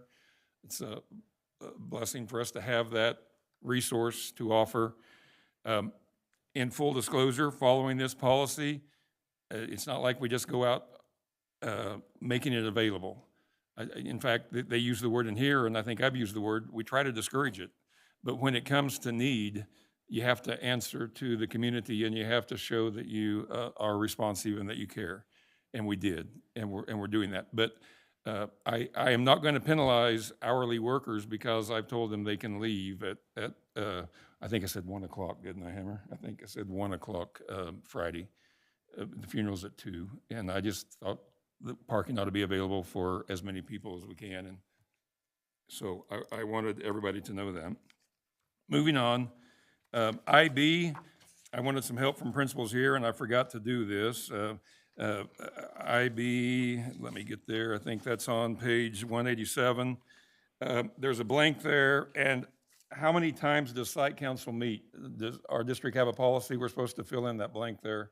4 times every quarter? So I think 4 times a year. 4 times a year, the site council meets. Every quarter, we try to have at least a site council. Some schools might have more, but I think we should make sure that that is filled in. Then 188, if you'll take a moment here, because this is very important, and a lot of this was added, but this has to do with student privacy. There are different sections on it, specifically on page 190 on the surveys. Non-academic questionnaires and surveys that get into areas that are sometimes of concern. They've made special rules now. We used to hand out a blanket approval at the enrollment process, beginning of the year. That was good for the surveys for the whole year. The law now says that you cannot hand out a permission slip more than 4 months in advance. Several of our surveys are in the spring, so we are going to have to change that. And just layman's terms here, you have to get parental permission for every survey. And even when you have parental permission for the survey, if the student tells you that day they don't want to take the survey, you have to honor their request. No matter what the parents said, they can take the survey. The student says they're not going to take the survey, you have to honor that request too. So I'm very curious what surveys are going to look like from here on out. I don't know. Anybody have any input on how we're going to deal with that? But that is the law, and I wanted you to see that that law has changed, and we've got to put that in there. That's state law now, and so it's changed it a lot. There is one exception, which frustrates me too. But if you become aware that a student may be at risk of suicide by a credible report from a student or the student's peers, you are given permission to provide an assessment or a screening, which some of what we were doing before was for that very reason. Now we have to go the other route, and then we're still going to be looked at to make sure that we've provided all that we can provide. So it's darned if you do and darned if you don't. And it's almost confusing, if you will. But there are 3 pages of new policy in how we have to handle surveys and those materials. So I thought it was important that you understand that. 196, performance-based credits. And this is a new one that we're going to have to work on and report on. But they are now allowing, by state statute, credit for performance instead of just how you do on your government test. So some of this could mean that you can work for businesses or nonprofits, that sort of thing. There's a lot to learn about that. It really is a big deal. And it's now added in those policies that I'm asking you to approve tonight. How do they define performance? Do they define the performance? Oh, yeah. Okay. Yeah, it's defined in here in quite lengthy. Yeah, I don't have any quick answer for you there, sir. Can a kid test out of something? No. Okay. I don't believe so. Okay, well, that's fine. Each approved alternative education opportunity with a sponsoring entity shall be managed and directed by a licensed teacher. I mean, there's a whole process that you go through. So. I saw that. Okay, a couple more and then I'll ask for approval. But on page 200, I just thought this was interesting. Animals and plants in schools, specific rules about specific items. And it is important that now they took out the maybe. Service animals are permitted in schools. I mean, that's the bottom line. And then what you get into in that is then you get into the tricks of people trying to claim that they're a service animal when they're not. And you can't ask them if they're a service. Yeah, I know businesses can't. I don't know, but for the purpose of this policy, service animal is not deemed to include animals provided by the school instructional purposes for therapy or comfort. So that is left. Yeah, I don't know the rules of all that, Madam President, but I do know that we need to check on those things, and I just thought that caught my attention. Then the last one, and this really, we've been pretty open to it, but there are changes now on enrollment on page 202, and that has to do with the board allows any child to enroll part-time in the school district to allow courses, et cetera. Some schools don't follow that, but now they'll have to. If you didn't attend school all day, they didn't let you take classes. We've been much more workable with that in the past. Then there's also included in here, the out-of-district students can now attend school too, if you have the opening. They were nice enough to say, we don't have to change our schedule for out-of-district students. They can fit our schedule or it doesn't work for them. So I thought that was pretty accommodating of them. So anyway, it goes on, but I just thought those were some important policies that I want you to be aware of, because this was a significant packet. And again, a lot of it came from the legislative session, if not 90% of it. Any questions? May I have your approval? This is our second reading. I'll move. I'll second. We've got a motion by Ryan and a second by Jeff. All in favor? Aye. 6-0. Thank you. Okay, we are ready now for our appointments and organizational procedures. I'm going to read through these items in F, and there are some of the items that Dr. Dirksen has some input on. But then when we finally get to the end of it, then we will approve all of them with one motion. All right. First off, number 1, appointment of board clerk. Do I need to read the whole? Yes. If I could have everyone's water, please. Executive Director of Business and Operations has been serving as clerk of the board and is recommended to continue serving in this capacity. 2, appointment of deputy board clerks.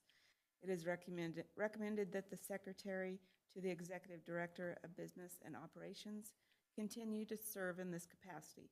This person would serve in the absence of the board clerk and would provide continuity to district services. In the absence of the Executive Director of Business and Operations and the Secretary to the Executive Director of Business and Operations, it is recommended that the school attorney serve in this capacity. 3, appointment of board treasurer. The district comptroller has been serving as treasurer of the board and is recommended to continue in this capacity. 4, appointment of deputy board treasurer. It is recommended that the business office fiscal assistant continue to serve in this capacity. This person would serve in the absence of the board treasurer and would provide continuity to district services. 5, appointment of school attorney. Clayton Curbs has been serving as the Board of Education's legal counsel, and it's recommended to continue serving, that he continues to serve in this capacity. 6, appointment of officer for free and reduced meal application appeals. It's recommended that the superintendent of schools serve in this capacity. 7, appointment of food service representative. The supervisor of school nutrition has been serving as food service representative and is recommended to continue serving in this capacity. 8, appointment of school attendance officer. It is recommended that the superintendent or designee continue to serve in this capacity. It is also recommended that each building principal serve as the attendance officer for their respective building pursuant to KSA 72-1113. 9, appointment of the hearing officer for student suspension and expulsion. It is recommended that the superintendent or designee continue to serve in this capacity. 10, appointment of authorized agent to receive gate receipts. It is recommended that the Dodge City High School, Comanche Middle School, and Dodge City Middle School activities and athletic directors continue to serve in this capacity pursuant to KSA 72-8208A. 11, appoint Freedom of Information Officer. It's recommended that the Director of Public Information continue to serve in this capacity. 12, appoint District's Workers' Compensation Designated Representative.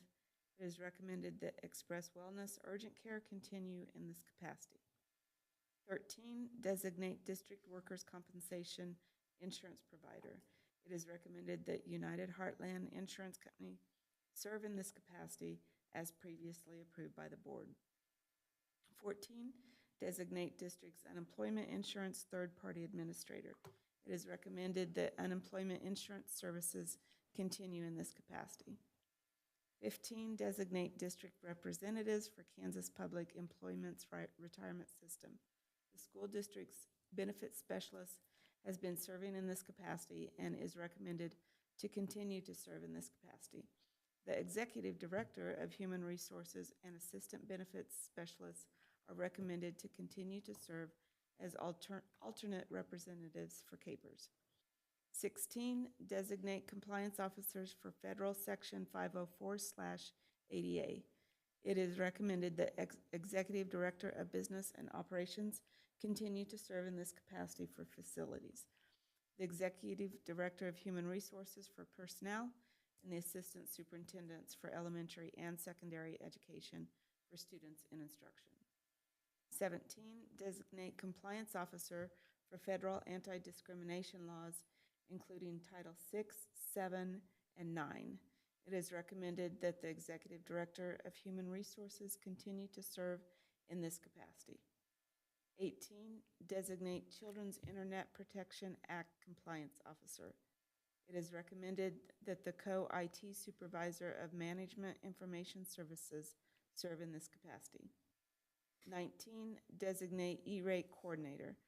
It is recommended that the co-IT supervisor of management information services serve in this capacity. 20, designate multicultural coordinator and civil rights contact person.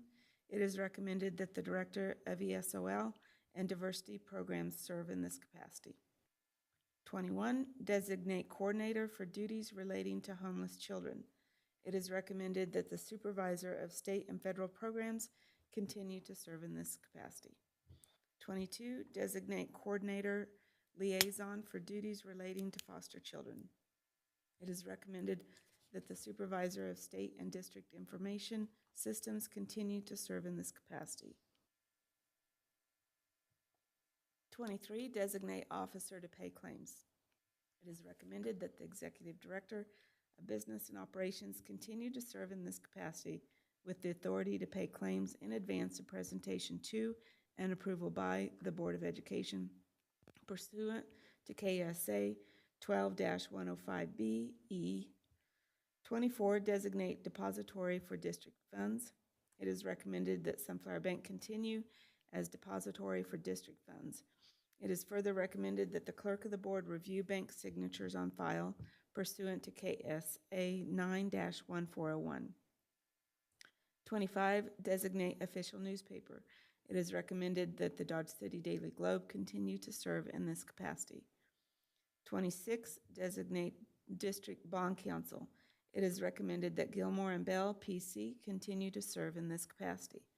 27, designate district bond compliance officer. It is recommended that the executive director of business and operations continue to serve in this capacity. 28, designate district health benefit consultant. It is recommended that Benefit Health Advisor Group continue to serve in this capacity. 29, adoption of 2022-2023 calendar. It's recommended that the Board of Education adopt the 1,116-hour calendar in lieu of the daily attendance requirement pursuant to KSA 72-1106. Okay, stop right there, Madam President. You're doing a great job. We only have a page left. Whitney, you got that, didn't you? Designated the official newspaper? Oh, okay. I just wanted to make sure. Dodge Globe is in the house. Dodge Globe is in the house. It was a close vote. All right. And I do want to point out, many of these are state statutes, and they're required by law. Many of them also come from a recommendation from the state. There are a few that we've eliminated in the time I've been here that were just our own freebies that we've taken out. We don't designate a contractor anymore. We don't designate an architect. So we're doing things that we're required to do. So I want to make that officially known.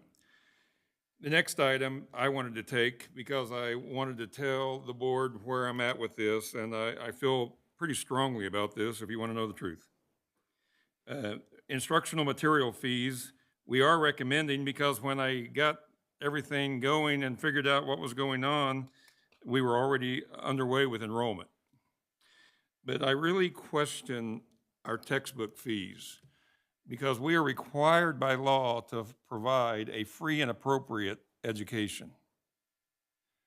We are one of the poorer districts in the state of Kansas. In fact, I have materials here that would indicate that our free and reduced combined, we are the third highest percentage of free and reduced in the state of Kansas. Only Kansas City and Liberal are ahead of us. We are at 79.5. This is 2-year-old data because last 2 years, everyone has been free on meal applications. When it comes to at risk, which at risk is only the free, and it's by the number of free students, we are 1, 2, 3, 4, 5, we are the 6th highest. Wichita got 97 million for at-risk funds. Topeka got 26, Kansas City got 33. Geary County, which is Junction City, they got 15 million. Dodge City got 14 million. Garden City only got 11 million. We receive money that we apply to programs to help in the at-risk area. Then we also, because of our density, we receive more state aid than all but 7 school districts in the state of Kansas. State aid for the LOB, we are 5/10,000ths of a point below 75%. That means for every dollar we raise for LOB, the state is funding 75 cents of that dollar. So my point is, we are rewarded, if you will, through state aid to try to apply towards programs. And then we have this thing called fees. I question that. Because here's what happens. Item F in the consent agenda was the waiver. Not everybody knows about the waiver. We've always approved those that fill out the waiver. And then some people just don't pay. And you can't keep a diploma from a child if their parents don't pay. And we never have, and we never will. And so I am moving towards hopefully next year having things in better line, but I just wanted to point that out. As we read this, we approve this tonight.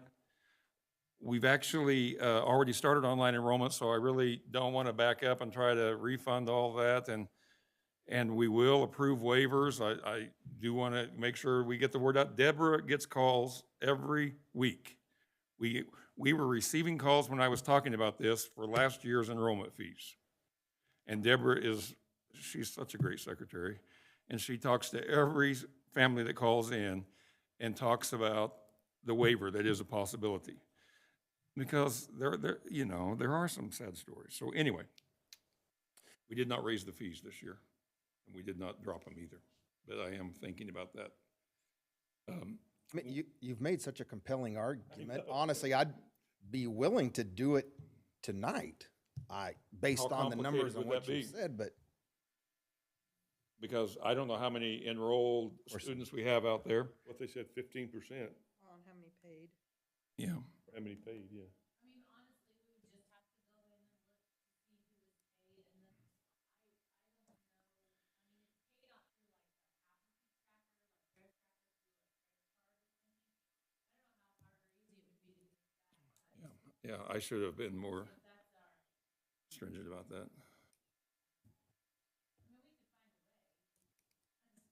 Yeah. I'm pretty sure, I haven't even looked over there, but I'm pretty sure Hammer's cringing right now because I do think it's like $170,000. Well, I think Jason is trying to sit real big. Right behind him. He's smiling big. But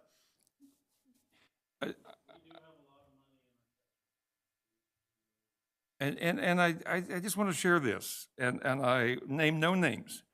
But I'm telling you that someone told me that enrollment might mean that I can't buy the clothes to look like my peers, because enrollment is being paid by a student, not a parent. And I informed them of the waiver so that they could go buy clothes. So, Yeah. I mean, I don't want to create any undue commotion with processes, but of course, I'm just one person, but I would be in favor of doing it tonight. I do believe Dodge City used to not charge fees, and I don't know the history of it exactly, but I would bet you it happened back when they had the cuts from state aid and we had to find dollars, and so they went to enrollment fees.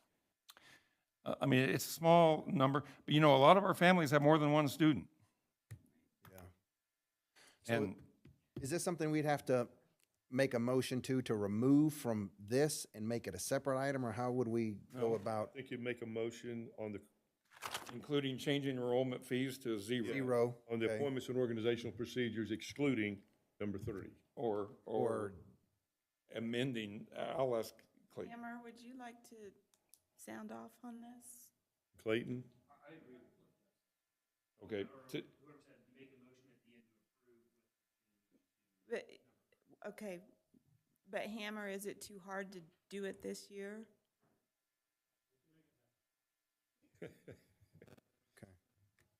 Yeah. And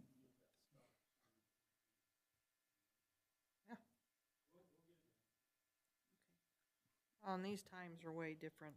I mean, And I apologize, but I'm just following my heart. And I told Cabinet I was going to talk about this.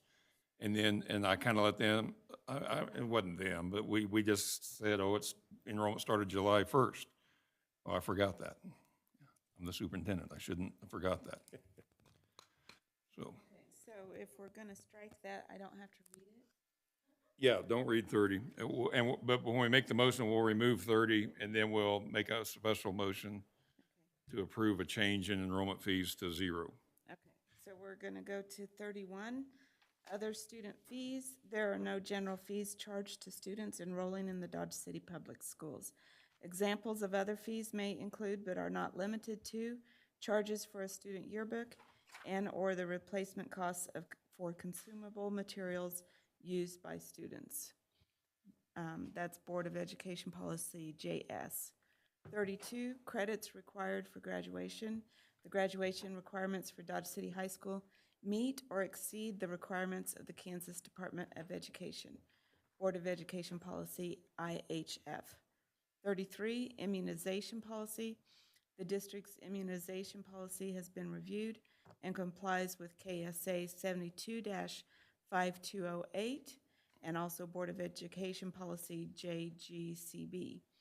34, district organizational charts. And if I could, I'd like to just point something out on that. On the organizational chart, I just want to point out, kind of make it public, make a statement here. Every district has their organizational chart. It's required. This one has been developed and is a work in progress. But I just want to point out that I really believe in administrative style of having great people around you. And I have a great team. And I want to work on teamwork. But I want you to notice on page 265 that there's only one position in an organizational chart that you must have, and that is a superintendent. And thank the Lord, I'm the guy. I appreciate that, and I'm very proud of my position. But I'm also very proud of the cabinet that I have. But I want you to notice how linear that line is, because I truly believe every cabinet member has a role and has value and is important in their function. Yes. And I want the board to understand, we don't have hierarchies. We have roles that everyone is in charge of, and for the most part, they stay in their lanes and they do their jobs. And That's not like every district. I just want to point that out. And we're a large district. We're giving it a try. We have two fantastic new co-IT directors, and they really crowded the line.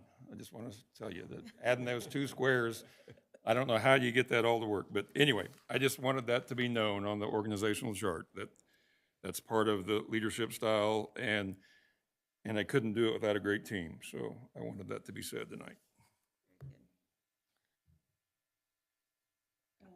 35, substitute teacher rate. It is recommended that the following rates be established for substitute teachers.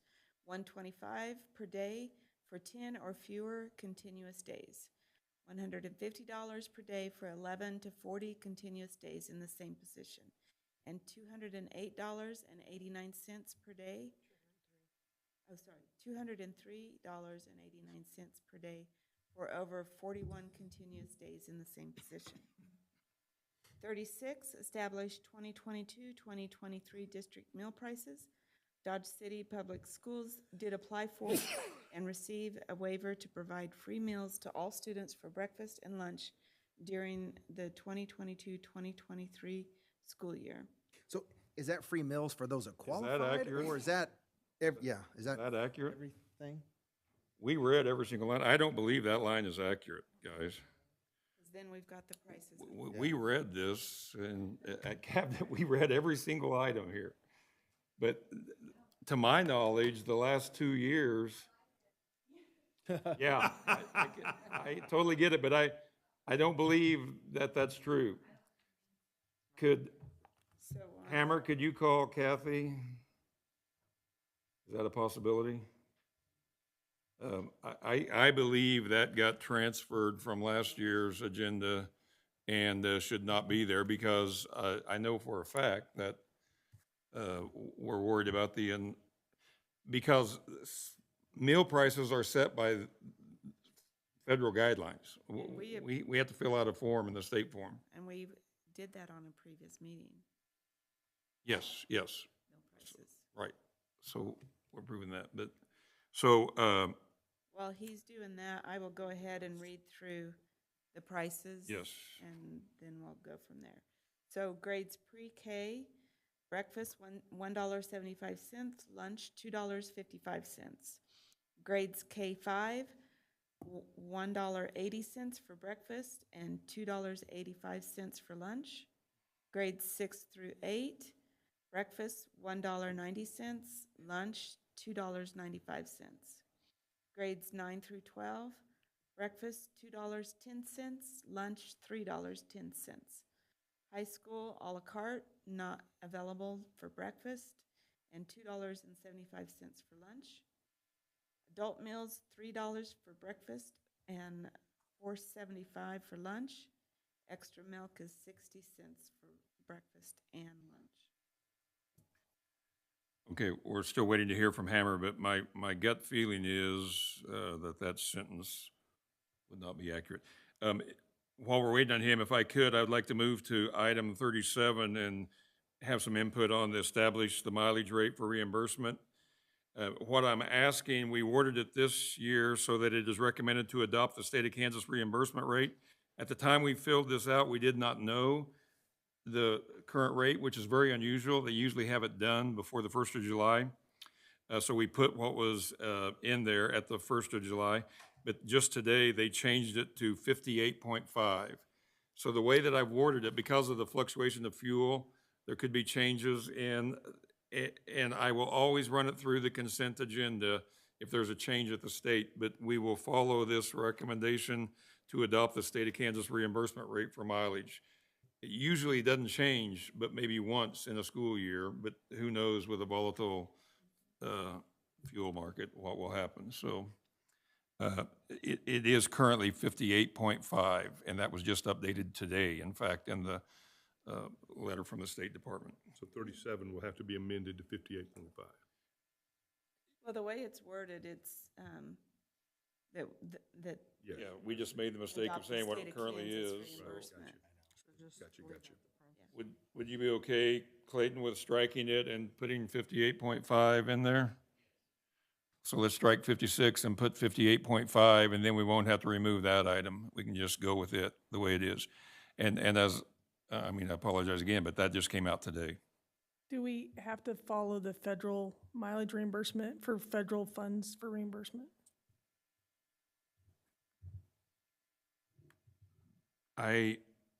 It's like don't, 63 yeah, cents. I don't know. I think we can adopt the state. What I do know is if you adopt a higher than the federal, then you subject that individual to tax issues.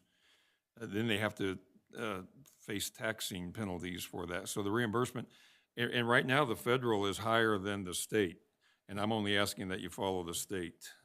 The federal right now is like 62.5. I didn't know if there were rules, because they're usually the same, and this, If there were, Tammy, would you know if Head Start, do they have a separate mileage reimbursement rate? Okay. Yeah, I don't think that's anything we've ever been caught on, so, yeah, that's a good question. I've never really thought about it that way. We just always follow the state. I know all my years, we try to follow the state mileage rate. Okay, sorry about that. Okay, so I'll read through 37. Okay. Establish mileage rate for reimbursement. It's recommended to adopt the state of Kansas reimbursement rate for mileage, currently 58.5 cents per mile for the 2022-2023 school year, pursuant to KSA 75-3203 and Board of Education Policy GA. 38, resolution to establish Board of Education meeting dates. It's recommended that the Board of Education approve resolution number 2022-0711A regarding the establishment of Board of Education meeting dates as presented pursuant to KSA 72-8205. 39, resolution for rescinding policy statements. It is recommended that the Board of Education approve resolution number 2022-0711B, rescinding all policy actions established during the previous year and adopt all current written policies. 40, resolution to waive accounting principles. It is recommended that the Board of Education approve resolution number 2022-0711C to waive the annual requirement of generally accepted accounting principles and fixed asset accounting for 2022-2023 school year. 41, resolution for destruction of records. It is recommended that the Board of Education approve resolution number 2022-0711D regarding the destruction of records. 42, resolution for home rule. It is recommended that the Board of Education approve resolution number 2022-0711E regarding home rule. 43, resolution to establish petty cash funds for Make It, Take It and the business office. It is recommended that the Board of Education approve resolution number 2022-0711F-1 and resolution number 2022-0711F-2 regarding petty cash funds. 44, resolution to establish activity funds. It is recommended that the Board of Education approve resolution number 2022-0711G regarding activity funds. What did we find out, Hammer? The wording on 36 says establish 2022-2023 district meal prices. And then after that, the statement says Dodge City Public Schools did apply for and receive a waiver to provide free meals to all students for this school year. But we don't believe that that's Correct. No, it's with that Yes. statement, yeah, because we didn't receive a waiver this year.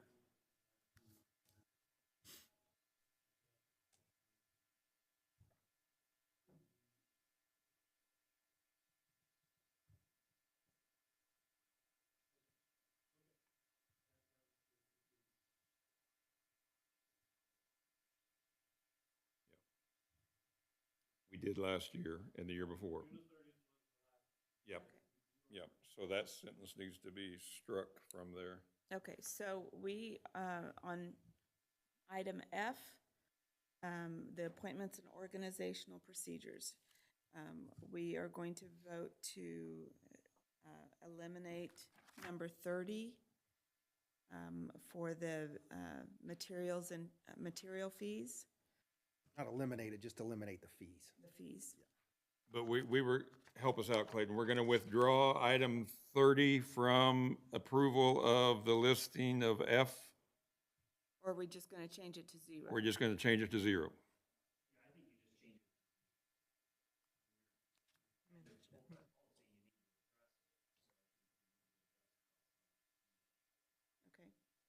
Okay. Okay, And then on 36, we are approving the breakfast and lunch prices. The waiver, that sentence about the waiver is, we're striking that. yes. And then 37 is okay because we're just going along with, In parentheses, we just are updating that it's 58.5 cents Yes. is the accurate one. And just to be clear, I don't know if we need to add or not, but there will be an honest effort to provide refunds for all families that have enrolled and paid their enrollment fees currently. So I think that is understood, correct?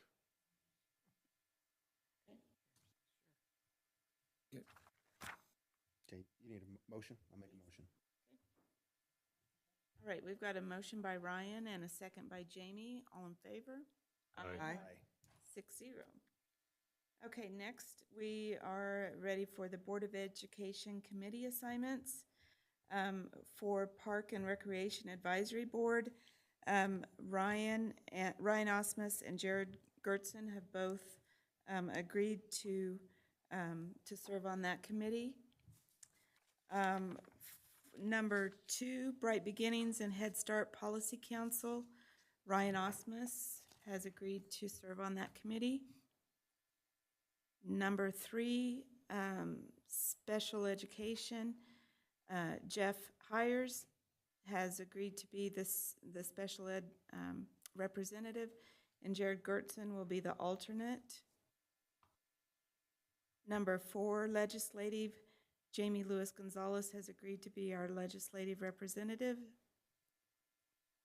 Capital Outlay, Tammy West and Tracy Rankin have agreed to be on that committee. And number 6, the Calendar Committee, Jared Gertzen has agreed to serve on that again. So we need a motion to approve those assignments. Make a motion for approval. No, second. Motion by Tammy and a second by Jeff, sorry. The old guy. It's been a long night. All in favor? Aye. 6-0. Okay, next up, we have the monthly review of bills. If you pick August, you also do February.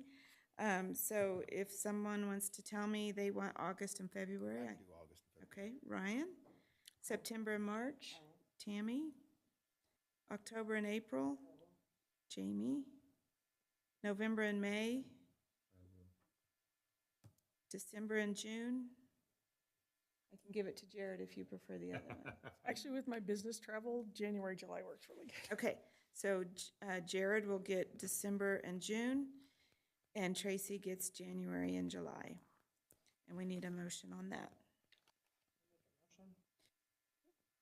Second. Motion by Jamie, second by Ryan, this time for real. All in favor? Aye. 6-0. All right, we are shooting down the finish line here. Announcements, July 6th, the USD 443 online enrollment began. July 19th, 7 a.m. to 2 p.m. centralized enrollment at the Civic Center. July 20th and 21st, from noon to 7, centralized enrollment at the Civic Center. August 10th, 11th, and 12th, new teacher orientation. Introductions are at the district office on August 11th at 1 p.m. I'm sure they would like for board members to be there if possible. On the 11th at 1.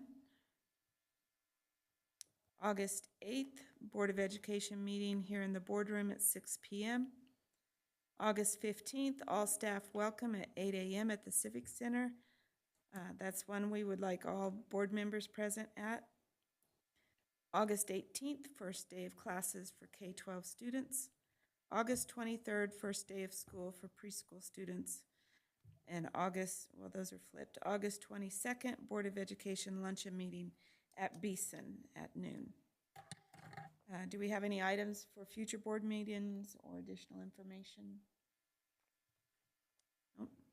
We do need an executive session tonight as authorized by Kansas Law 75-4319 for discussion of negotiations. We need Dr. Dirksen, Clayton Curbs, and Simeon Russell, And Jason Scheck. and Jason Scheck. 20 minutes? How much time do we need? 15 minutes. 15 minutes. Okay.